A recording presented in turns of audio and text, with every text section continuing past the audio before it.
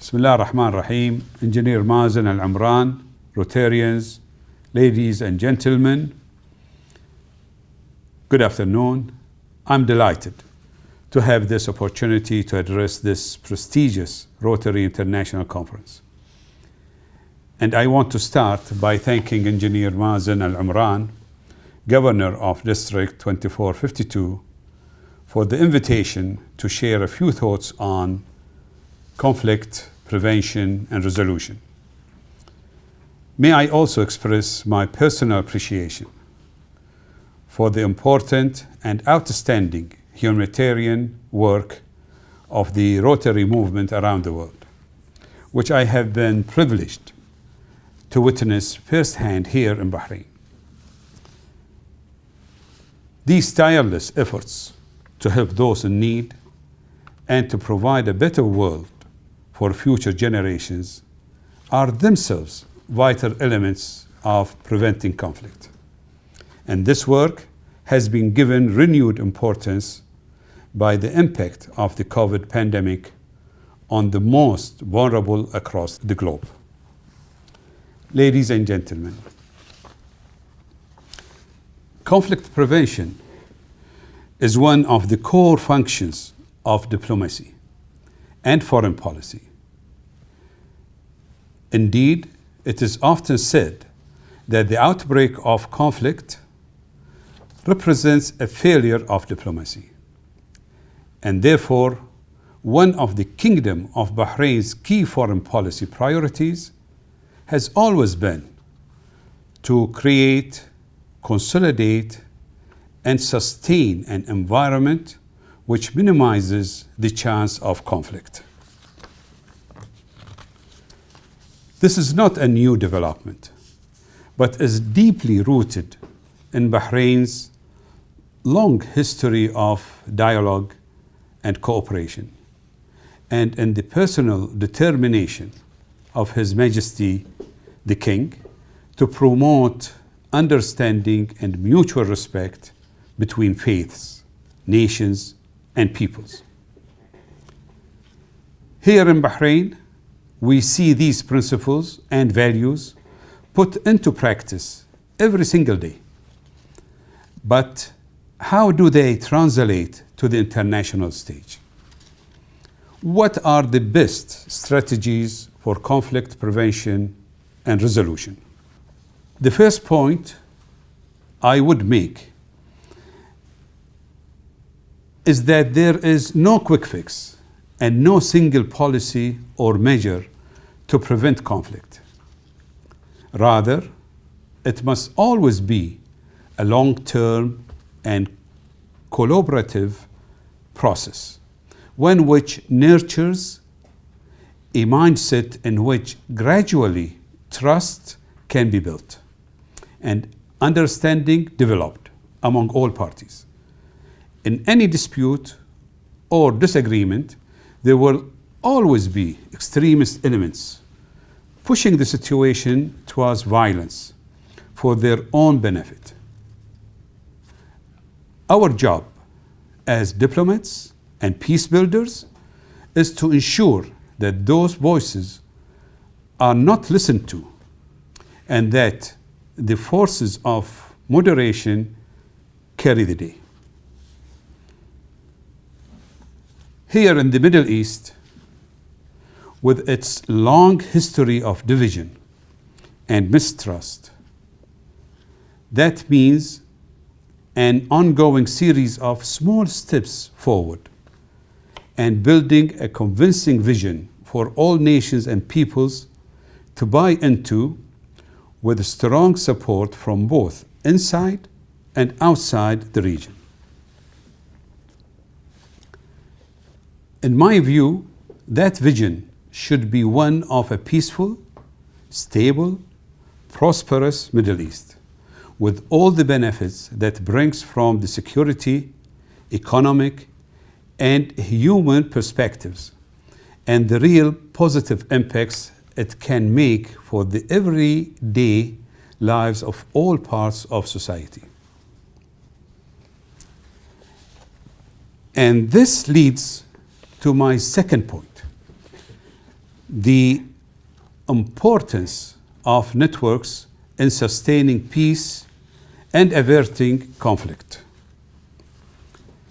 If we can bind together peoples, companies, NGOs, governments, and more, if we can show them that peace brings real benefits which conflict would take away, then we can give a real incentive to listen to those forces of moderation.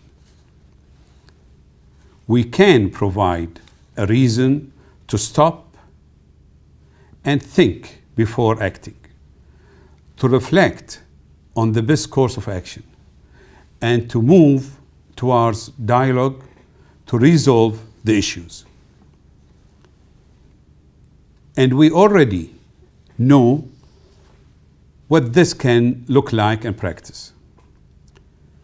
We need to only look to Europe, East Asia, or North America to see examples of these overlapping networks across all areas, activity from commerce to regional organizations to people ties.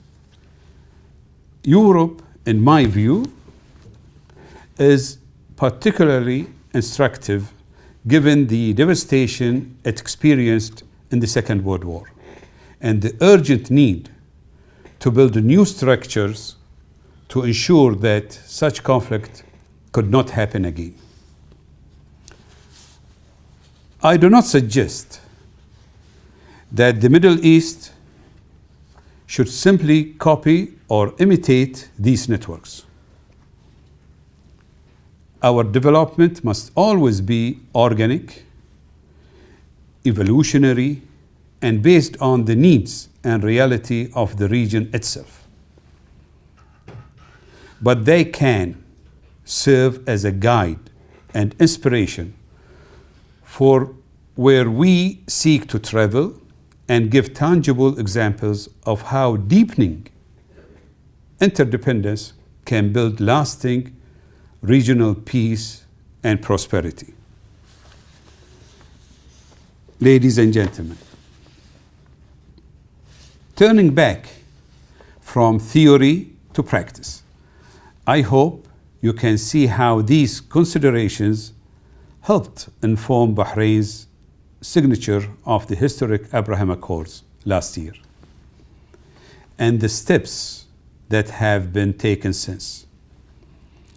They provide a framework within which to address the conflicts that have plagued the Middle East for too long and also light a path forwards, moving us quickly from signing a document to implementing practical measures to build genuine ties at all levels of society. These are the ties, the networks that will underpin true and lasting peace in the region. And it is why we in Bahrain, alongside our brothers in the UAE, have moved rapidly to establish and consolidate them. Of course, at the heart of any conflict are genuine issues that have to be resolved in the longer term if there is to be lasting peace and security. In the Middle East, those issues center on the Palestinian-Israeli conflict, which has for so long eluded all attempts at a solution. And the recent terrible escalation in Gaza shows more clearly than ever the urgent need to address these issues and to put in place a durable and comprehensive peace. We already know the outlines, a two-state solution as envisaged in the Arab Peace Initiative, one which protects the legitimate rights and interests of all parties, and Just as I said earlier, that conflict prevention is a collaborative process, so too is conflict resolution. We now know from the Abraham Accords that a new way forward is possible for our region, one of cooperation over confrontation, and by bringing together the influence and diplomatic skills of the parties themselves, regional states, and the wider international community. It is my firm belief that now is an important moment of opportunity for intensified and redoubled efforts to finally resolve this conflict, unlocking so much potential for the Middle East and its peoples in the process.